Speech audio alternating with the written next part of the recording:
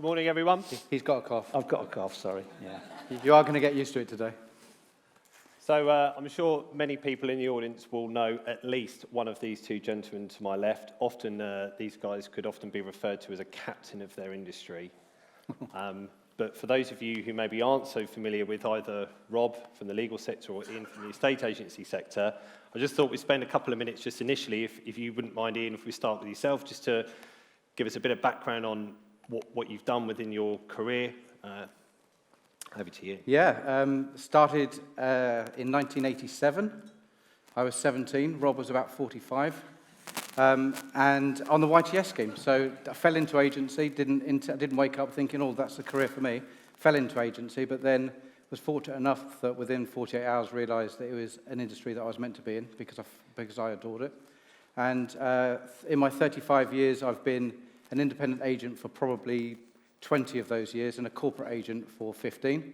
So highlights within both sectors. So for myself, I had my own agency in Winchester called Complete Property Services for 10 years, sold it in 2007. And we maxed out, the 22 agents in the town, and we maxed out about 31% market share. So we're a really good agency.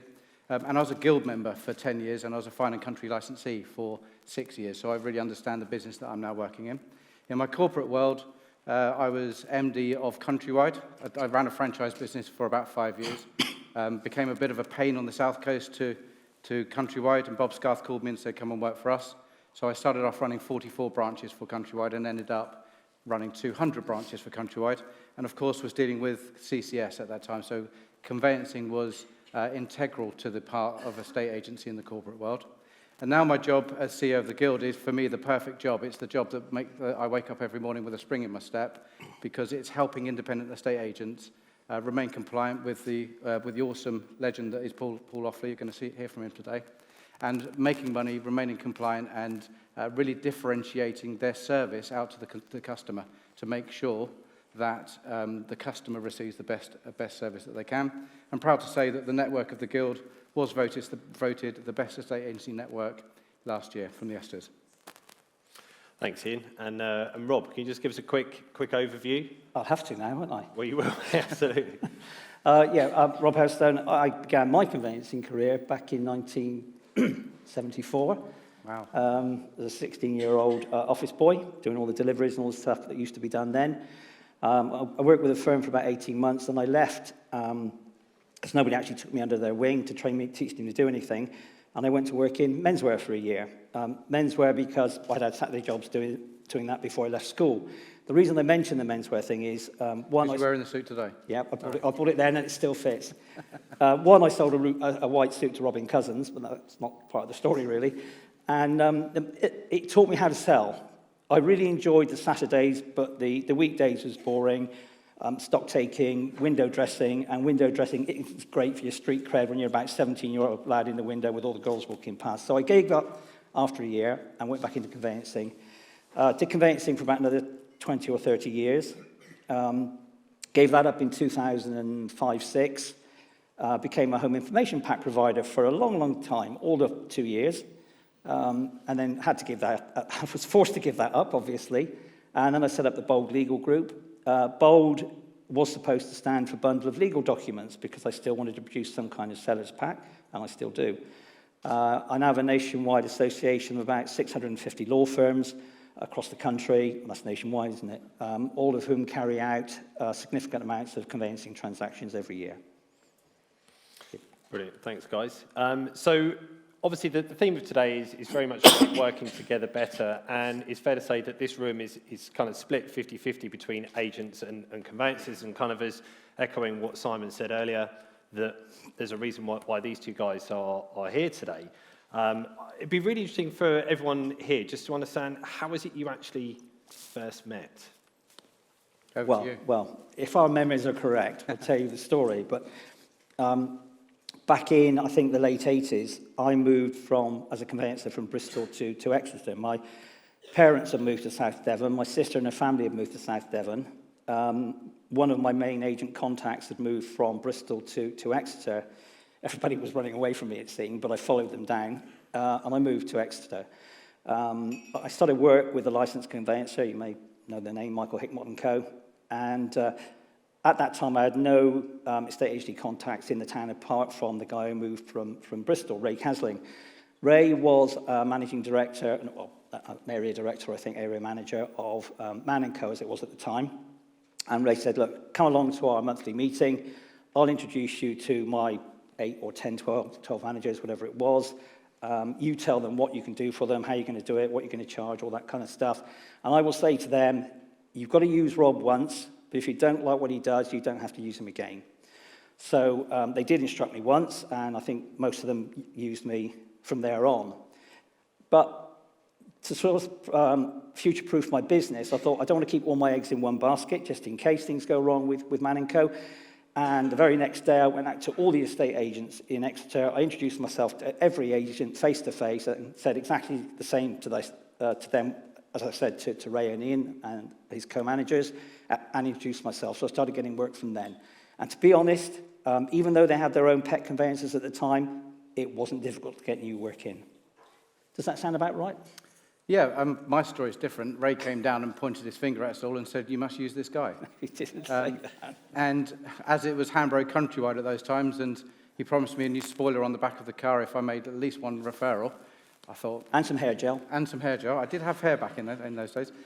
It was, what the hell, I might as well use the guy. And it was, that was the beginning of a beautiful relationship, really, wasn't it? For as long as it lasted, because we parted companies. You moved away in 1996. I did. And I thought I'd seen the last of you. Yeah. And here you are, you pop up today. Yeah, like a bad penny. But for me, the relationship, and this is where it's all about, is I worked out I was a negotiator, senior negotiator at the time, and I was very hungry for commission.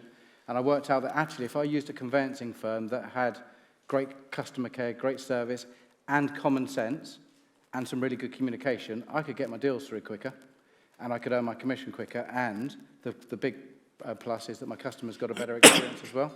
So it was just a symbiotic relationship. Yeah, and I was getting a string of work from a local firm of estate agents, or a number of estate agents, none of whom charged me a referral fee at the time, thankfully. Not that I would have paid one, but that's your own choice, obviously. They pressurized me to a degree. They wanted to know which ones might exchange each month, but they never pushed me too hard, and I wouldn't allow them to let me cut corners. It's a bit of a rude expression, but I couldn't let the tail wag the dog. I don't mean it quite like that, but the buck stops with us as far as responsibility is concerned. Yeah, and for me, I've always been obsessed with winning in the living room, because that's every agent's job. For 35 years, have you ever heard a estate agent say, I need, or have you ever heard them say, I've got too much stock? Well, no, they've never got enough stock, and that's more acute now than it's actually ever been. And if I could get a commercial advantage in the living room, I would find it and I would take it. And actually, conveyancing was one of them, because no other bugger was talking about the cost of moving. So I would do a cost of moving exercise, and it was Hambro, and of course they were all about cross sales. But it was cost of moving, how much it's going to get to cost. I'd get to the bit about mortgage indemnity premium for mortgage and say that's above my pay grade, and I'll get Nick to call you about that. And as for the cost of moving, that's above my pay grade, I'll get Rob to call you about that. So on every single valuation, I would pitch the cost of moving to a customer, win instruction, and then hand it over to you. So we were talking about upfront information 35 years ago. Yeah, and I was taking instructions on day one and preparing some kind of seller's pack. We didn't have to go through the rigmarole you've got to do now with ID checks, AML, source of money, etc. So it was a lot easier. So there's even more reason why we should be doing that now. Exactly, yeah. Well, there you go. We haven't rehearsed this at all. We're joined at the hip, aren't we, with that one? With the hip. Metaphorically. And the other point that sits around that is that the customer just gets really good service, because you talk about speed. Sales fall through because of stagnation, because of what I call the collywobbles. At some point, the buyer's going to get the collywobbles and think, am I making the right decision? If momentum is there from the early stages and communication is there from the early stages, it just goes through that process. And I also found that, you guys would help me if I needed help, if something needed picking up or delivering or whatever it might be. You would get in your cars and do that for me to speed things up. So it worked both ways. We're doing all the talking, Ben's here. That's fine. Did you have more questions, Ben? Sorry. It just meant that my prompt cards here are a bit redundant. Just going to say, the other thing we did, I attended your monthly meetings, and I handed out 2 prizes every month to the best estate agent of the month, and the bozo of the And the month. bozo of the month, yeah. The estate agent who dropped the biggest clanger. It was all the same one, wasn't it? But we won't mention him here in case anybody knows him. But Yeah. so we used to do that, and we used to do conveyancing training exercises, and you used to tell me about what you guys did. But yeah, It's a two-way street. it was. There was just great communication. So from my perspective, at the beginning of each month, I'd send Robert a list, and we would hand deliver the list because there wasn't email in those days. We might fax it over because we had fax machines, didn't we? I think we did, And it would be a list of all of the exchanges that I needed to happen that month. Now, I'm just thinking selfishly, but it would focus Rob in terms of priorities. And then the bit that was really important about it, and this is the bit that I delivered when I was at Countrywide, and I'm talking about Countrywide with Countrywide Conveyancing Services, is when something goes wrong with the process, and inevitably it will. Because a estate agency is about managing disappointment. That's what agency is really all about. Is that I didn't point the finger at Rob saying, the bloody conveyancer's messed up again. It was actually, Rob, how do we work on this together to get this through? Yeah, absolutely. And you would call me from time to time and say, you know, can you talk to your customer about this? They're thinking about this or thinking about the other, and I'd say, what's your advice? And of course, you'd always have the best advice at heart, wouldn't you? Yeah, and it's managing client expectations. If I told you what the problem was, either I could explain it to the client, and you could, and the rest of the chain, and we would keep the chain together by doing that.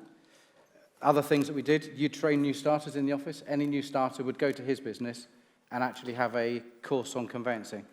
So there's Colin Sharp in the room. Hi, Colin, who's talking about a new guy that he's got that's gone through all the exams. One of the things could be go to your local conveyancer and actually just get an enlightenment about actually what the conveyancing process is. We did that as standard. Yeah, and it was all about respect, trust, communication, honesty. None of it is a rocket science. There's not enough of it happening now, but I don't see why not, really. And I think the important thing is that there was no money that was transacted either. I wasn't financially incentivized. I think I bought you more beers than you bought me. Probably. Yeah. But Ray Casling drank them in fairness. Ray did drink them, yeah. Okay, so just on that then, obviously the world that we now live in and we've just been in for the last couple of years is very different to maybe what it was back then, like 35 years ago.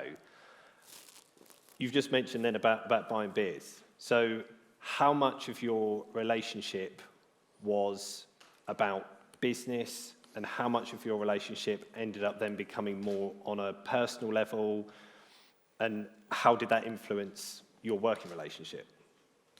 I would say it was 70% business, 30% Yeah. friendship, with most of you guys and girls at the Yeah. Man & Co outfit. I think it was. Yeah. We know each other's first wives, if that's the answer. He even knows my third wife. Yeah, quite well. Yeah, too well. All right, we'll skip that. You took her out to lunch one day, she came back pissed, and your shirt was ripped off your back. Sorry, that wasn't part of the script at all. That was the Christmas party. Right, I'm off again.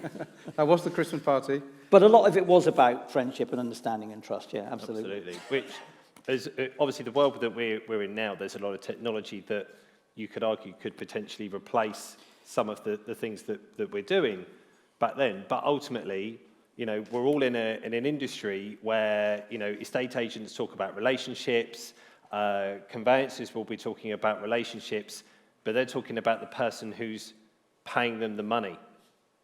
But actually, I guess one of the things that's really interesting about today in this whole process is the relationship between the two parties has to be more synergized.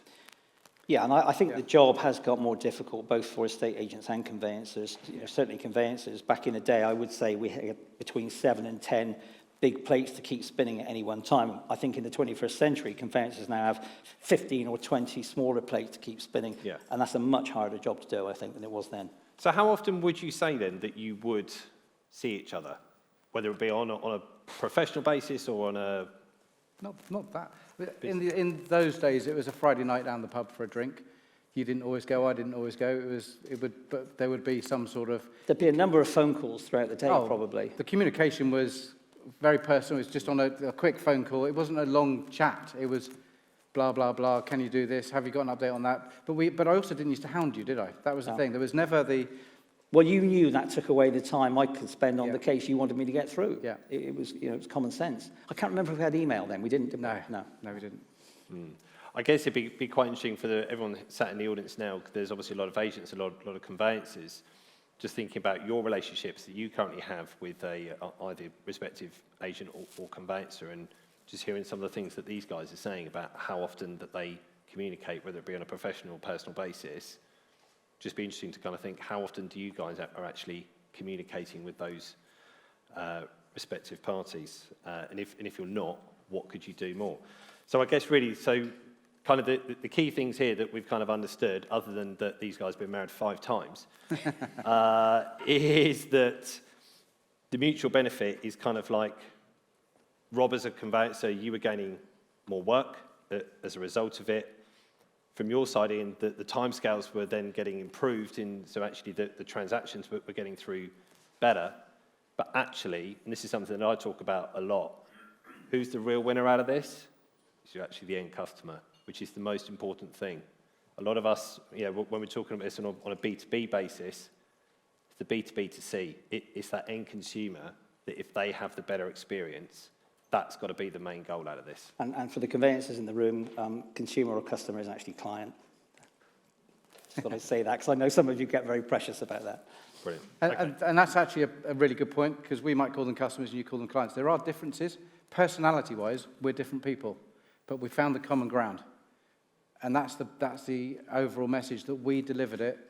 So therefore, crikey, if we can do it, anybody can do it. Yeah, I don't think you can reinvent the wheel completely like we had. No. Those days have long gone, but personal relationships really. It's finding the modern day version, the modern day equivalent of what we had 35 years ago. That's the challenge. I suggest it starts in the pub. I would agree with that. Well, there is an open bar later, so maybe between us we can sort that out. Well, look, guys, I'm going to leave you in the very capable hands of Ian and Rob, and really look forward to a really good day moving forward. Thank you very much, man. Are we going back down now?